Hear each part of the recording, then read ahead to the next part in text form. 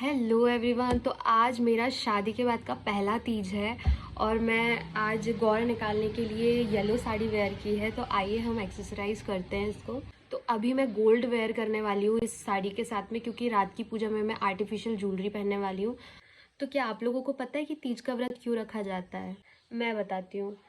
जब पहले जन्म में माता पार्वती सती बन के भस्म हो गई थी, मतलब अपने आप को अग्नि में भस्म कर लिया था उन्होंने, तो दूसरा जन्म उनका पार्वती माता के रूप में हुआ था। फिर जब वो बड़ी हुई तो उन्होंने भोलेनाथ जी से विवाह करने के लिए हजारों साल तप किया, हजारों साल तपस्या की थी, जिसमें उन्होंने फूल पत्ती खा के चाहे बारिश हो, धूप हो, गर्मी हो या ठंडी हो, वो पूरे हज़ारों साल बैठ के उन्होंने शिव जी के लिए तपस्या की थी। उसके बाद उन्हें भोलेनाथ जी की प्राप्ति हुई थी, मतलब भोलेनाथ जी प्रसन्न होकर उनसे विवाह करने के लिए एग्री हो गए थे। अगर मैं गलत होगी तो मुझे माफ़ करना दोस्तों, लेकिन मुझे यही स्टोरी पता है।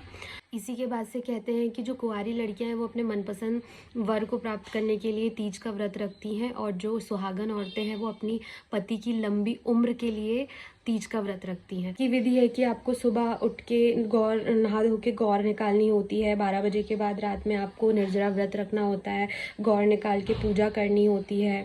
फिर उसके बाद में फुलेरा बांध के रात में भी पूजा होती है। अगले दिन फिर इसका विसर्जन करके ही व्रत छूटता है। और व्रत कथा कहती है कि जो स्त्री इस उपवास को रखने के बाद में पानी पीती है वो मछली का रूप लेती है अगले जन्म में, जो फ्रूट खाती है वो बंदरिया का रूप लेती है, जो सोती है वो अजगर का रूप लेती है, और ऐसी कई चीज़ें हैं जो व्रत कथा कहती है। और मुझे ये व्रत करना बहुत पसंद है।